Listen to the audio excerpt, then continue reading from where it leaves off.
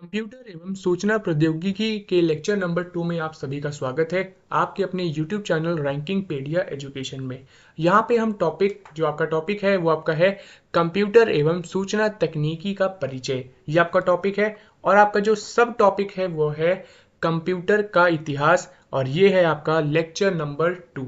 Lecture number 1 में हमने देखा था कंप्यूटर का परिचय और कंप्यूटर के घटक यानी कंपोनेंट्स ऑफ कंप्यूटर पे हमने इंपॉर्टेंट एमसीक्यू क्वेश्चन वहां पे डिस्कस कर लिए थे। अगर आपने लेक्चर नंबर 1 नहीं देखा है तो लिंक आपको डिस्क्रिप्शन पे मिल जाएगी, उसको जाके अभी देख लें। ये है लेक्चर नंबर 2। इसमें हम देखेंगे हिस्ट्री ऑफ कंप्यूटर पे बेस्ड आपके इंपॉर्टेंट क्वेश्चन। आप कंप्यूटर का जो पोर्शन है आपके एग्जाम के लिए क्यों इंपॉर्टेंट है तो आपको इसी बात से अंदाजा लग जाएगा, क्योंकि ये कंप्यूटर का पोर्शन आपके यूपीएससी के साथ साथ स्टेट पीएससी में एग्जाम्स में आपके पूछा जाता है। इसके अलावा एफएसएसएआई का एग्जाम होता है, काफी पॉपुलर एग्जाम है, इसमें भी आपका यहाँ पे कंप्यूटर का पोर्शन पूछा जाता है। बैंकिंग के एग्जाम्स में पूछा जाता है, रेलवे के एग्जाम्स में पूछा जाता है, एलआईसी के द्वारा आपके डिफरेंट डिफरेंट एग्जाम्स होते हैं, कंडक्ट किए जाते हैं, तो उसमें भी आपका कंप्यूटर का पोर्शन पूछा जाता है। एसएससी एग्जाम्स में पूछा जाता है, डिफेंस एग्जाम में पूछा जाता है, आपका टीचिंग के एग्जाम्स होते हैं उसमें भी कंप्यूटर का पोर्शन आता है। इसके अलावा स्टेट पुलिस में आपके एग्जाम्स होते हैं, ठीक है, तो वहां पे भी कंप्यूटर का पोर्शन आता है। तो इसलिए ये आपका पोर्शन काफी ज्यादा इंपॉर्टेंट है, तो इस लेक्चर को पूरा देखना। अगर आप चैनल पे नए हैं तो चैनल को अभी सब्सक्राइब कर लें और हमारे एप्लीकेशन रैंकिंग पीडिया एजुकेशन को अभी इंस्टॉल कर लें। प्रीवियस जो आपकी क्लासेस हो चुकी हैं और जो आपकी अपकमिंग जो क्लासेस होंगी और इस क्लास के नोट्स भी आपको वाईटी क्लास नोट्स सेक्शन पे देखने को मिल जाएंगे, वहां से आप नोट्स एक्सेस कर सकते हैं। और अगर आप किसी भी एग्जाम की तैयारी कर रहे हैं, चाहे वो आपका एसएससी का एग्जाम हो या फिर डिफेंस का एग्जाम हो या फिर आपका टीचिंग का एग्जाम हो, जैसे कि आपका सीटेट का एग्जाम है, यूजीसी नेट का है, केवीएस में आपकी काफी पोस्ट आती हैं, एनवीएस यानी नवोदय में भी आपकी बहुत सी पोस्ट आती हैं, रेलवे के आपके एग्जाम्स हैं, बैंकिंग के एग्जाम्स की तैयारी अगर आप कर रहे हैं या फिर यूपीएससी स्टेट पीएससी इसके एग्जाम की तैयारी कर रहे हैं, और इसके अलावा अदर एग्जाम जैसे कि आपका सीडब्ल्यूसी कॉटन कॉर्पोरेशन की तरफ से आपका यहाँ पे एग्जाम कंडक्ट किया जाता है, एफसीआई का अगर आप तैयारी कर रहे हैं या ईएसआईसी की तरफ से आपके पॉपुलर एग्जाम्स कंडक्ट किए जाते हैं, किसी भी एग्जाम की तैयारी कर रहे हैं तो आप ये महा पैकेज परचेज कर सकते हैं सिर्फ 499 रुपीज की कॉस्ट में। तो इस महा टेस्ट पैकेज में आपको क्या मिलेगा, इसमें लगभग 3000 प्लस जो आपके टेस्ट सीरीज होती हैं वो आपको इसमें मिल जाएंगी। यहाँ पे सर्च करता हूँ रैंकिंग पीडिया एजुकेशन। आप हमारी वेबसाइट पे चले जाएंगे rankingpedia.education.com। यहाँ पे जब आप टेस्ट पास फीचर पे आएंगे आपको यहाँ पे दिख रहा होगा। अगर आपने हमारे YouTube चैनल रैंकिंग पीडिया एजुकेशन को सब्सक्राइब नहीं किया है तो चैनल को अभी सब्सक्राइब कर लें। तो चलिए फिर क्वेश्चन को स्टार्ट करते हैं। तो पहला यहाँ पे आपका क्वेश्चन है, संसार का पहला गणन यंत्र क्या है? आपकी ऑप्शन है अबेकस, एनियक, मार्क वन या इनमें से कोई नहीं। पहले आप क्वेश्चन को समझिए, क्वेश्चन आपका पूछ क्या रहा है। संसार का पहला गणन यंत्र आपका इसमें पूछ रहा है, यानी कि वर्ड्स फर्स्ट कैलकुलेटिंग मशीन की यहाँ पे बात हो रही है। वो आपको बताना है कि दुनिया की सबसे पहली कैलकुलेटिंग मशीन आपकी क्या थी। तो दुनिया की सबसे पहली कैलकुलेटिंग मशीन क्या थी, यानी संसार का पहला गणन यंत्र आपका क्या था, वो आपका है अबेकस। ऑप्शन नंबर ए आपका सही है। गणन यंत्र का मतलब होता है आपका कैलकुलेटिव डिवाइस, आपकी यहाँ पे बात हो रही है, कैलकुलेटिंग मशीन की यहाँ पे बात हो रही है। अबेकस क्या है? अबेकस एक मैकेनिकल डिवाइस है, तो आपको ये चीज भी याद रखनी है, यह एक मैकेनिकल डिवाइस है।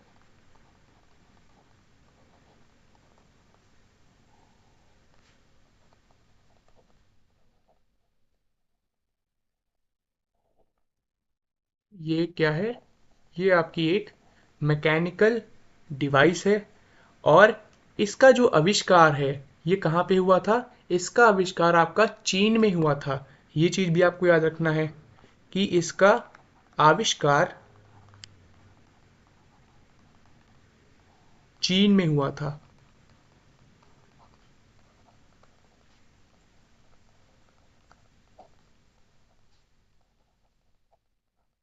और इसका प्रयोग हम आंकिक गणना के लिए किया जाता था। इसका जो प्रयोग था वो आपका आंकिक गणना के लिए किया जाता था और ये संसार का पहला गणन यंत्र था, यानी ये फर्स्ट कैलकुलेटिंग मशीन थी। तो ये चीज भी आपको याद रखनी है कि इसका प्रयोग किस लिए करते थे, तो ये भी आपको याद रखना है।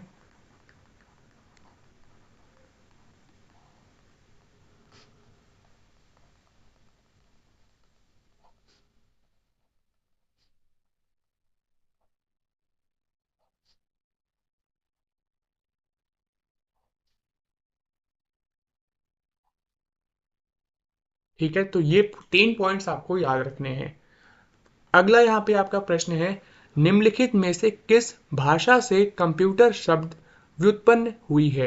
यानी कि यहाँ पे पूछ रहे हैं किस लैंग्वेज से आपका कंप्यूटर जो आपका वर्ड है ये आपका डिराइव किया गया है। तो आपको बताना है, यहाँ पे ऑप्शन आपके हैं फ्रेंच, लैटिन, जर्मन या फिर स्पेनिश। तो कंप्यूटर जो आपका वर्ड है ये आपका किस लैंग्वेज से डिराइव किया गया है ये आपको बताना है। तो वो किस लैंग्वेज से आपका यहाँ पे व्युत्पन्न हुई है, तो ये आपकी हुई है लैटिन से। कंप्यूटर शब्द आपका लैटिन भाषा के कंप्यूट से आपका यहाँ पे लिया गया है। लैटिन भाषा में आपका कौन सा वर्ड था, कंप्यूट। कंप्यूट से ये लिया गया है, जिसका अर्थ क्या होता है, गणना करना या कुछ जोड़ना, इसका अर्थ होता है। ठीक है, तो इसका कौन सा ऑप्शन सही है, ऑप्शन नंबर बी, लैटिन। ये आपको याद रखना है।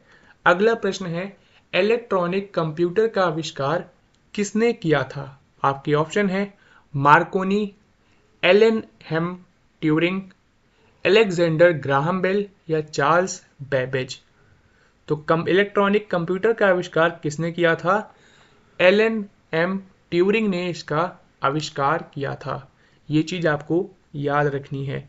मार्कोनी ने क्या आविष्कार किया था, इन्होंने रेडियो का आविष्कार किया था। इन्होंने रेडियो का आविष्कार किया था, ये चीज आपको याद रखनी है। और एलेक्जेंडर ग्राहम बेल ने किसका आविष्कार किया था, इन्होंने टेलीफोन का किया था, है ना। तो आपको ये चीजें याद रखनी है। चलिए आगे बढ़ते हैं। अगला आपका क्वेश्चन है, पहला कंप्यूटर बनाया गया था तो किसके द्वारा बनाया गया था, ये आपको बताना है। आपके ऑप्शन है बिल गेट्स द्वारा, बिल क्लिंटन द्वारा, चार्ल्स बेबेज द्वारा या मार्कोनी द्वारा। तो पहला कंप्यूटर किसके द्वारा बनाया गया था, चार्ल्स बेबेज के द्वारा बनाया गया था। अगला प्रश्न है आपका, दुनिया के पहले इलेक्ट्रॉनिक डिजिटल कंप्यूटर का नाम क्या है।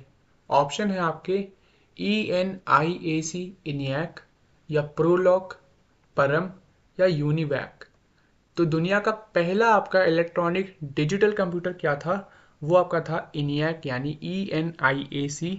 ऑप्शन नंबर ए इसका सही है। इसका फुल फॉर्म क्या होता है, तो ये भी आपको याद रखना है। तो इसका फुल फॉर्म क्या है,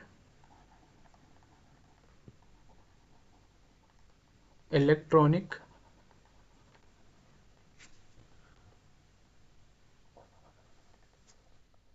न्यूमेरिकल इंटीग्रेटर एंड कंप्यूटर। ये चीज आपको याद रखनी है। और इसका आविष्कार कब किया गया था, इसका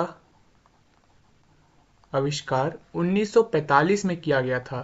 ये भी आपको याद रखना है कि इसका आविष्कार 1945 में हुआ था। ठीक है, और क्या इसके याद रखना, किसने आविष्कार किया था ये भी आपको पता होना चाहिए। तो इसे जे प्रेस्पर एकर्ट और जॉन मॉचली ने पेंसिल्वेनिया यूनिवर्सिटी में किया था। किसका किया था, ENIAC कंप्यूटर का, जो आपका दुनिया का पहला इलेक्ट्रॉनिक डिजिटल कंप्यूटर था। तो इसका आविष्कार किसने किया था,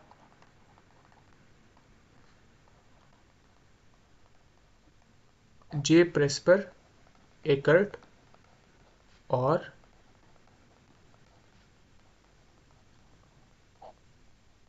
जॉन मॉचली ने किया था। कहाँ पे किया था? पेंसिल्वेनिया यूनिवर्सिटी में किया था। तो ये भी आपको पता होना चाहिए क्योंकि इस पे भी क्वेश्चन आपका पूछा जाता है कि किस यूनिवर्सिटी में इसका आविष्कार किया गया था। पेंसिल्वेनिया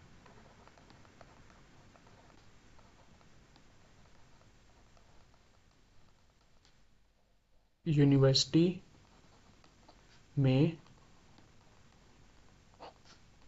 किया गया था। इसके अलावा ENIAC क्या है? ये आपका पहला प्रोग्रामेबल इलेक्ट्रॉनिक सामान्य उद्देश्य वाला डिजिटल कंप्यूटर था। तो ये भी आपको पता होना चाहिए। तो ये आपको 4 पॉइंट्स जरूर याद रखने हैं कि ये पहला आपका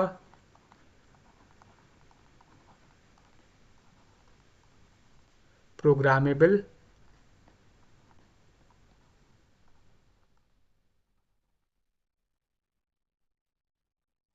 इलेक्ट्रॉनिक सामान्य उद्देश्य वाला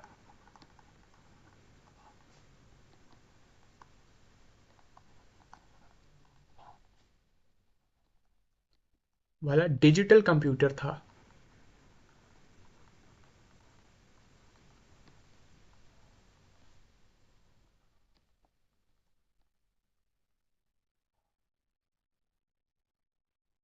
ठीक है, तो ये चीज आपको जरूर पता होनी चाहिए। अगला आपका यहाँ पे प्रश्न है, पहला इलेक्ट्रॉनिक डिजिटल कंप्यूटर बनाया गया था। तो कहाँ पे बनाया गया था? ये देखिए आपका क्वेश्चन आपका आ गया। ये आपका कहाँ पूछा गया था? स्टेट कंप्यूटर ऑपरेटर के एग्जाम्स में हाल फिलहाल आपके अभी ये एग्जाम हुआ है, तो उसमें ये क्वेश्चन आपका आया है। तो अभी मैंने आपको बताया कि कौन सी यूनिवर्सिटी थी। तो यूनिवर्सिटी ऑफ पेंसिल्वेनिया USA में आपकी पड़ती है। तो इस यूनिवर्सिटी में इसका आविष्कार किया गया था। ठीक है, और एक और चीज आपको यहाँ पे याद रखनी है कि इसका जो आपका जो जो वजन था वो आपका लगभग 50 टन था। किसका? ENIAC का। तो ये भी आप यहाँ पे एक पॉइंट ऐड कर लें कि इसका वजन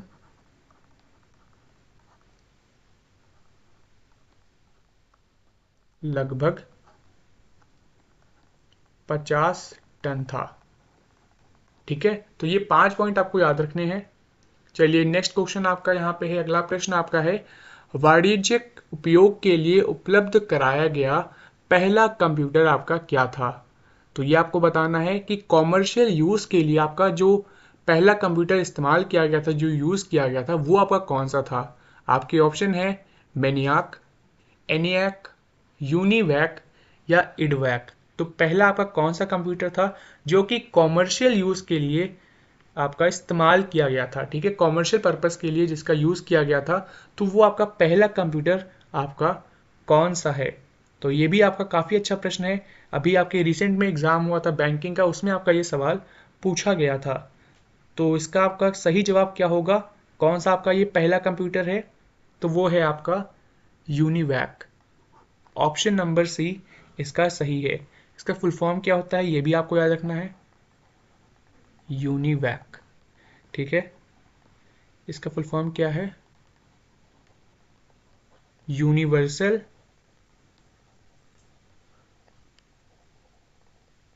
ऑटोमेटिक कंप्यूटर, यूनिवैक। इसका कॉमर्शियल पर्पस के लिए जो था, इसका पहला कंप्यूटर था जिसको कॉमर्शियल पर्पस के लिए यूज किया गया था। तो वो कौन सा था? आपका यूनिवैक। अगला प्रश्न है, भारत का पहला कंप्यूटर कहाँ स्थापित किया गया था? तो भारत का पहला कंप्यूटर कहाँ स्थापित किया गया था ये आपको बताना है।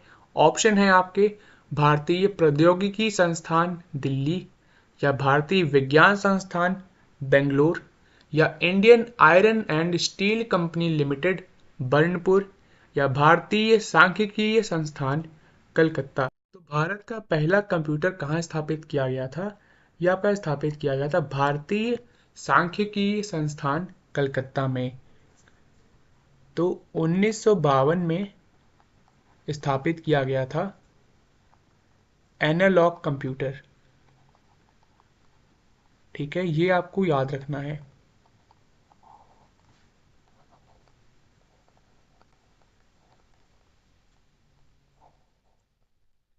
तो भारत में सर्वप्रथम 1952 में आपका भारतीय सांख्यिकी संस्थान कलकत्ता में एनालॉग कंप्यूटर की स्थापना की गई थी। ये पॉइंट आपको याद रखना है। अगला आपका यहाँ पे प्रश्न है, 1965 से 1975 एक युग था। यहाँ पे आपको बताना है कि कंप्यूटर की कौन सी पीढ़ी का युग था। कंप्यूटर की पांचवी पीढ़ी का युग था, या कंप्यूटर की तृतीय यानी तीसरी पीढ़ी का युग था, या कंप्यूटर की चतुर्थी यानी चौथी पीढ़ी का युग था, या कंप्यूटर की द्वितीय यानी दूसरी पीढ़ी का युग था। तो ये आपको बताना है। तो 1965 से 1975 यह आपका कंप्यूटर की तृतीय पीढ़ी का युग था। ऑप्शन नंबर बी इसका सही है। तो थर्ड जनरेशन थी कंप्यूटर की, जो आपकी यहाँ पे आपको पता होना चाहिए कि 1965 से 1975 आपका कंप्यूटर की तीसरी पीढ़ी का युग था। कंप्यूटर की जो तृतीय जो पीढ़ी थी यानी तीसरी जो पीढ़ी थी, इसमें आईसी यानी इंटीग्रेटेड सर्किट का उपयोग किया जाने लगा था। तो ये भी आपको याद रखना है कि आईसी यानी इंटीग्रेटेड सर्किट का प्रयोग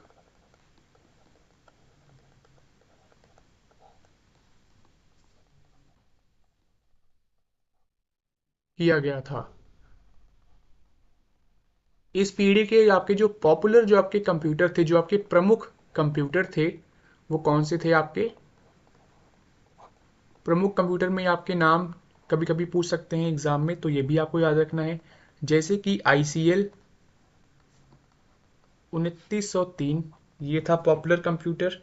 और कौन सा था? और था आपका ICL 1900, यूनिवैक 1108। ये आपके प्रमुख कंप्यूटर थे तीसरी पीढ़ी के।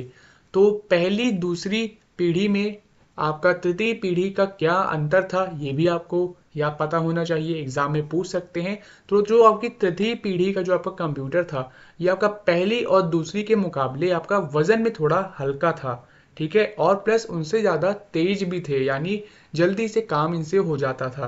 तो ये भी आपको पता होना चाहिए।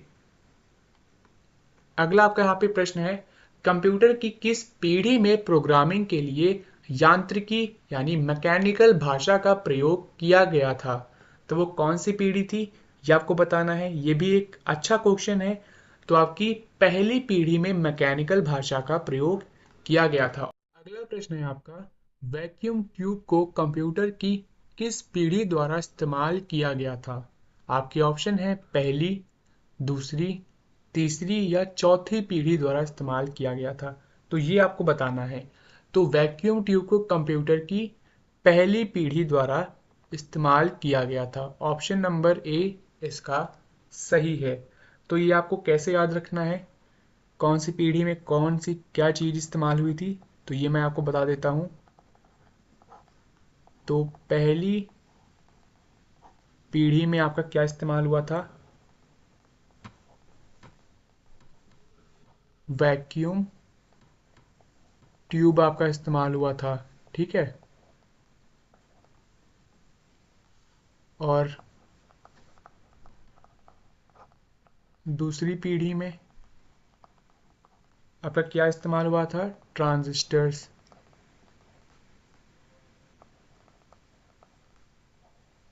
तो ये आपको याद रखना है कि दूसरी पीढ़ी में आपका ट्रांजिस्टर्स इस्तेमाल हुए थे।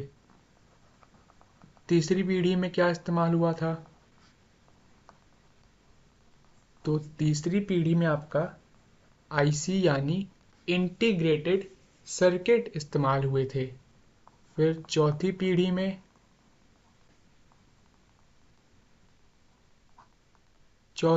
में आपका माइक्रो प्रोसेसर।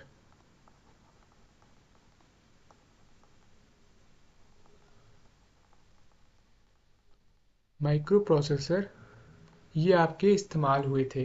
तो ये सभी चीज़ें आपको याद रखनी है। पहली पीढ़ी में आपका वैक्यूम ट्यूब इस्तेमाल किया गया था। तो पहली पीढ़ी के कंप्यूटर के अगर हम उदाहरण की यहाँ पे बात कर लेते हैं, तो पहली पीढ़ी के जो आपके कंप्यूटर के उदाहरण हैं वो आपके कौन कौन से हैं, जैसे कि आपका इनियाक, इसका हमने फुल फॉर्म डिस्कस कर लिया, ठीक है, इनियाक हो गया। और आपका क्या है, पास्कल, तो ये भी आपका क्या है, ये आपके पहली पीढ़ी के कंप्यूटर हैं। इसके अलावा आपके कौन से हैं, यूनिवैक, है ना, तो ये भी आपका पहली पीढ़ी का कंप्यूटर है, यानी वैक्यूम ट्यूब इसमें इस्तेमाल किया गया था। अगला यहाँ पे प्रश्न है आपका, इनियाक पहला स्वचालित सामान्य प्रयोजन वाला डिजिटल कंप्यूटर है। इनियाक का फुल फॉर्म क्या है ना, तो देखो यहाँ पे फुल फॉर्म पूछ लिया, तो ये भी आपका एग्जाम में पूछा जाता है, तो आपको छोटी छोटी चीजें आपको एग्जाम के लिए याद रखनी है। तो इनियाक का फुल फॉर्म हमने आपको बताया था, तो इसका फुल फॉर्म आपका क्या है ये आपको बताना है। तो यहाँ पे फुल फॉर्म क्या है इसका, electronic numerical integrator and calculator. Option number B इसका सही है, ठीक है, तो ये सब चीजें आपको याद रखनी है। अगला प्रश्न है, पहली पीढ़ी के कंप्यूटर में क्या प्रयोग किया जाता था। तो अभी हमने इसका डिस्कस किया था कि वैक्यूम ट्यूब प्रयोग किया जाता था, तो ऑप्शन नंबर ए इसका सही है ना। और कंप्यूटर के हमने एग्जाम्पल भी देख लिए थे कि पहली पीढ़ी के कंप्यूटर के आपके कौन कौन से थे, जैसे आपका इनियाक था, यूनिवैक था आपका, ठीक है, पास्कल था। अगला प्रश्न है आपका, इनियाक, इडवैक आदि किस पीढ़ी के कंप्यूटर के उदाहरण हैं। अब देखो यहीं से ही पता लग गया कि आपका कौन से पीढ़ी का आपका ये उदाहरण है। तो किस पीढ़ी का आपका ये उदाहरण है, तो ये आपका पहली पीढ़ी का एग्जाम आपका ये उदाहरण है, यानी प्रथम पीढ़ी। तो ऑप्शन नंबर डी यहाँ पे इसका सही हो गया, तो ये चीज भी आपको याद रखनी है। अब देखो फुल फॉर्म में एक बार आपको फिर से बता देता हूँ इसका, इनियाक का तो आपको पता होगा, अब इडवैक का फुल फॉर्म क्या था, ये था आपका electronic discrete variable automatic computer, ठीक है, तो ये आपको याद रखना है। इसका मैं यहाँ पे लिख देता हूँ,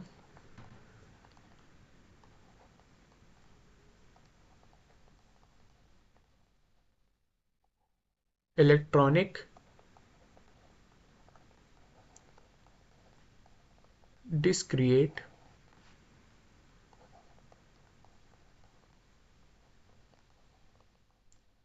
वेरिएबल ऑटोमेटिक कंप्यूटर, ये इसका फुल फॉर्म है, तो ये आपको याद रखना है। अगला यहाँ पे प्रश्न है आपका, कंप्यूटर की किस पीढ़ी में ट्रांजिस्टरों का प्रयोग हुआ था।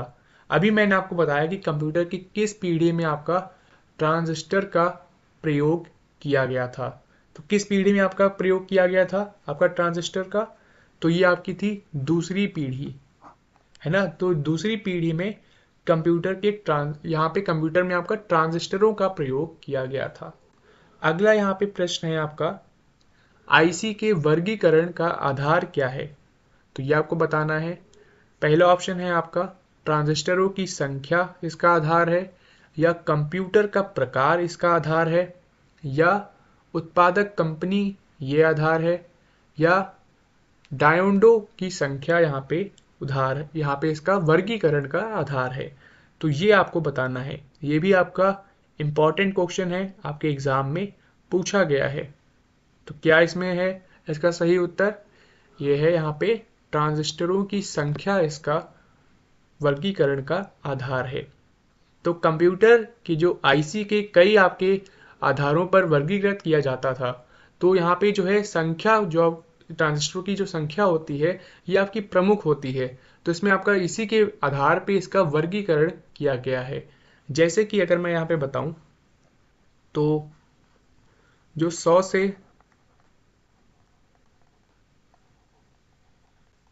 कम वाले थे उनका यहाँ पे वर्गीकरण क्या किया गया, SSI, ठीक है, जो 100 से 1000 तक थे इनको यहाँ पे MSI वर्गीकरण किया गया, और जो 1000 से आपके 1 लाख तक थे,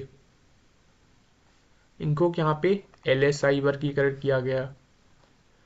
तो वहीं जो 1 लाख से आपके अधिक थे,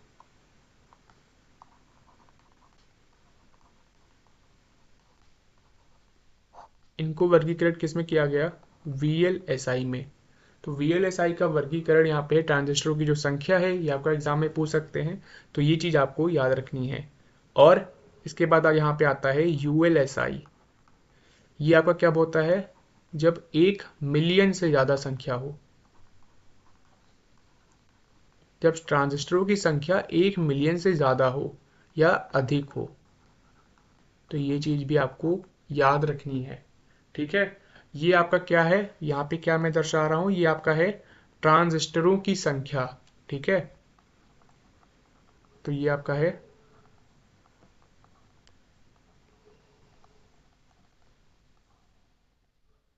ट्रांजिस्टरों की संख्या।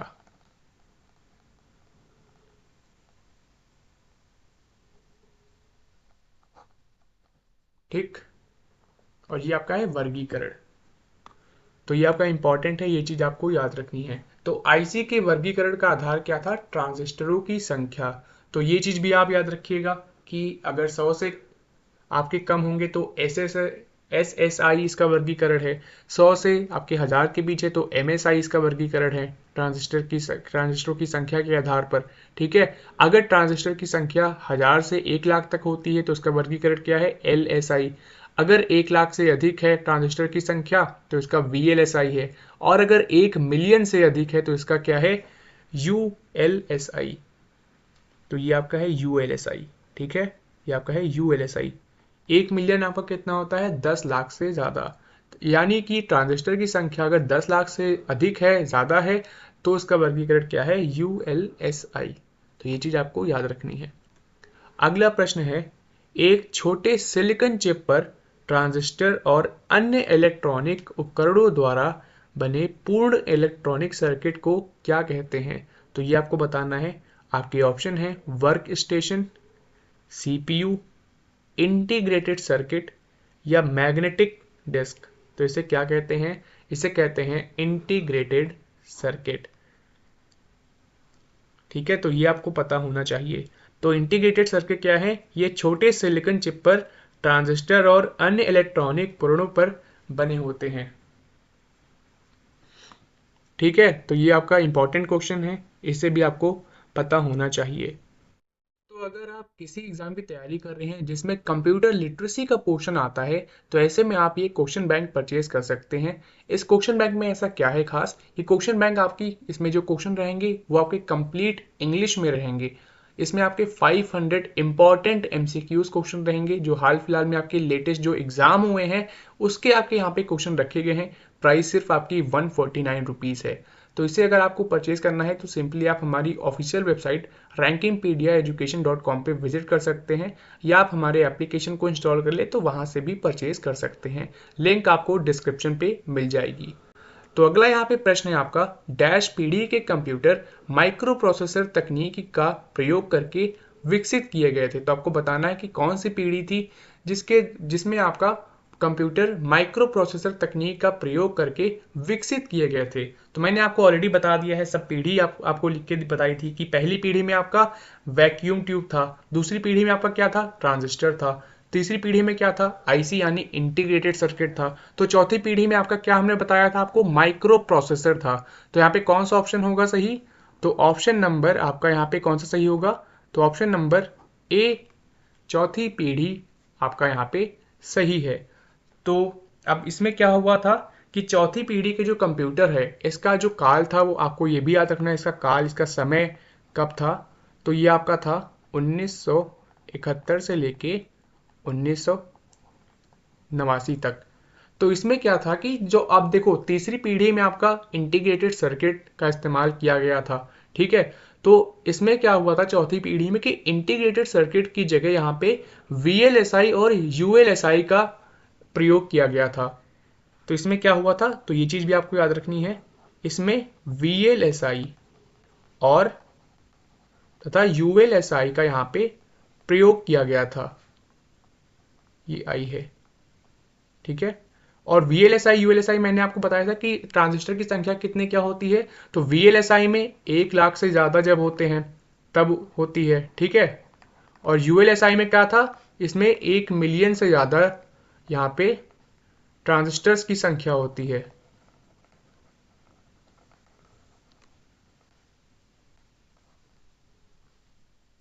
तो इसका इस्तेमाल किया जाने लगा था, ठीक है। तो ये चीज़ भी आपको पता होनी चाहिए।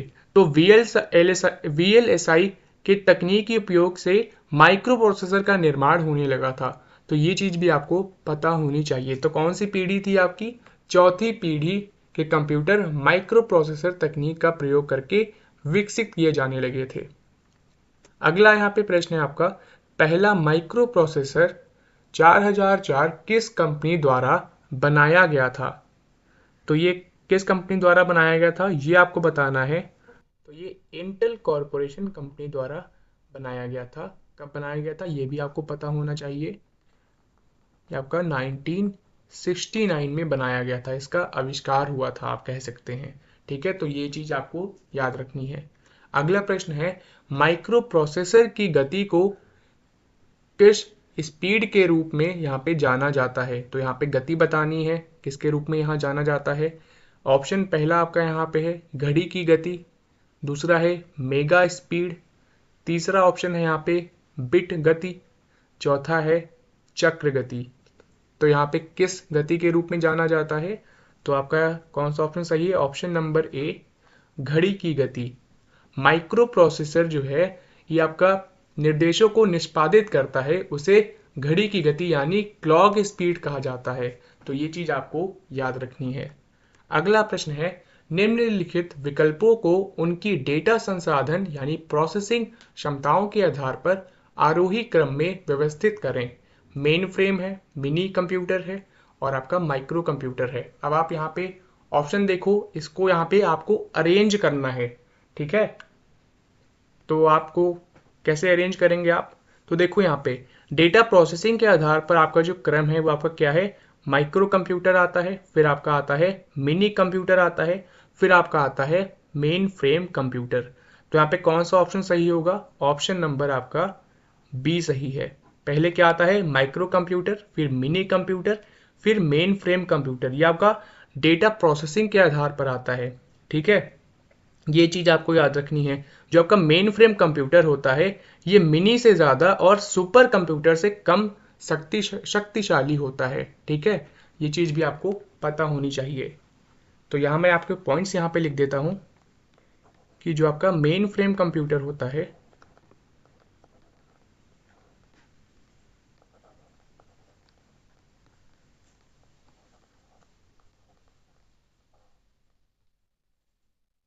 जो आपका मेन फ्रेम कंप्यूटर होता है ये आपका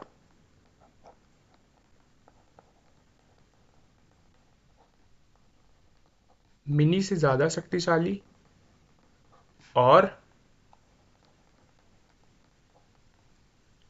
सुपर कंप्यूटर से कम शक्तिशाली होता है,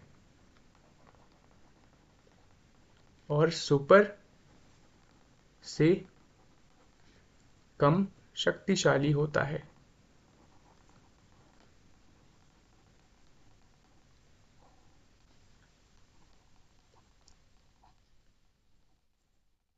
और ये जो मैंने आपको बताया ये आपका डेटा प्रोसेसिंग के आधार पर बताया, ठीक। तो ये डेटा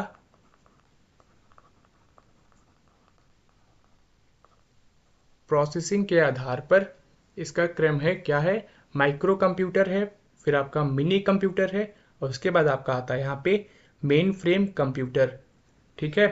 तो जो आपका माइक्रो कंप्यूटर में जो आपकी यहाँ पे इस्तेमाल होती है माइक्रो प्रोसेसर, वो उसकी अगर हम तुलना करें मिनी कंप्यूटर में उपयोग होने वाली प्रोसेसर से, तो वो आपका कम शक्तिशाली होता है। ये चीज भी आपको याद रखना है कि माइक्रो कंप्यूटर में आपकी जो उपयोग होने वाला एक जो आपका माइक्रो प्रोसेसर होता है वो आपका मिनी कंप्यूटर में उपयोग होने वाले प्रोसेसर की तुलना में आपका कम शक्तिशाली होता है, ठीक है। तो ये चीज भी आपको याद रखना है। और क्या पॉइंट है कि जो आपका मिनी कंप्यूटर जो होता है आपका माइक्रो से अधिक और मेन फ्रेम से कम शक्तिशाली होता है, तो यहाँ पे एक और पॉइंट आप यहाँ पे लिख लो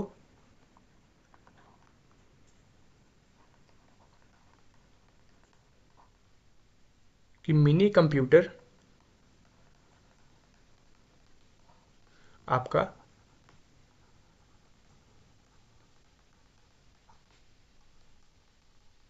माइक्रो से ज़्यादा और मेन फ्रेम से कम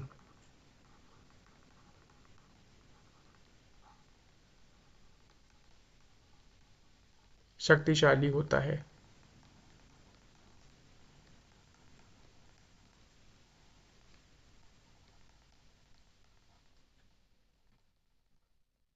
तो ये 3 पॉइंट आपको याद रखने हैं। ये जो मैंने आपको क्रम बताया, ये आपका डेटा प्रोसेसिंग के आधार पर है। और क्या है कि मिनी कंप्यूटर आपका जो है ये माइक्रो कंप्यूटर से ज़्यादा शक्तिशाली होता है, पर मेन फ्रेम कंप्यूटर से कम शक्तिशाली होता है।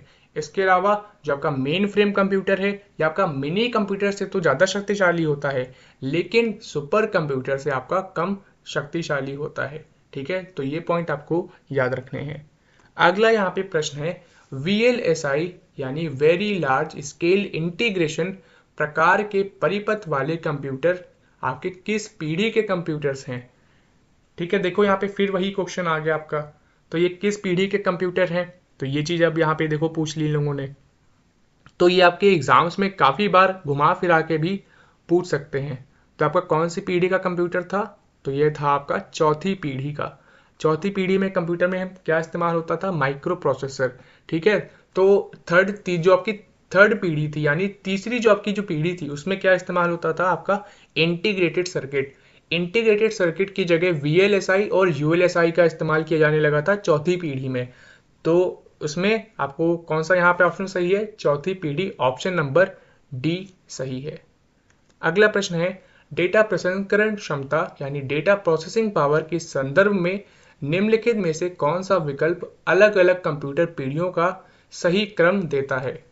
तो यहाँ पे आपको बताना है, ये भी काफी अच्छा क्वेश्चन है, ये भी आपके एग्जाम्स में पूछा गया है। तो क्या इसका क्रम है? डेटा प्रसंस्करण क्षमता क्या होती है? डेटा प्रसंस्करण क्षमता को कहते हैं डेटा प्रोसेसिंग पावर। तो इसका क्या सही क्रम होगा?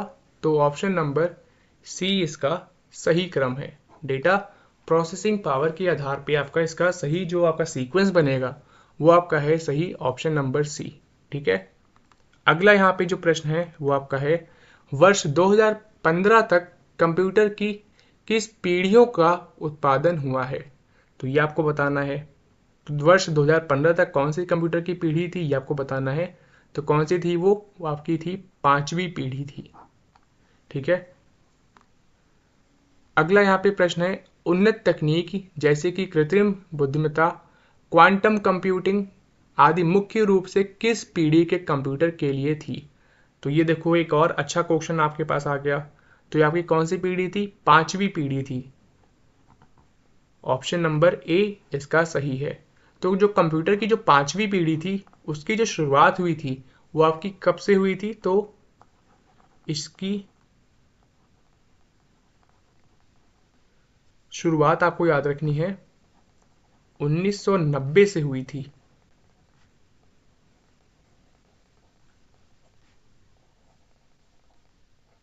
ठीक है, ये चीज आपको याद रखनी है। तो ये थे आपके इंपॉर्टेंट क्वेश्चन।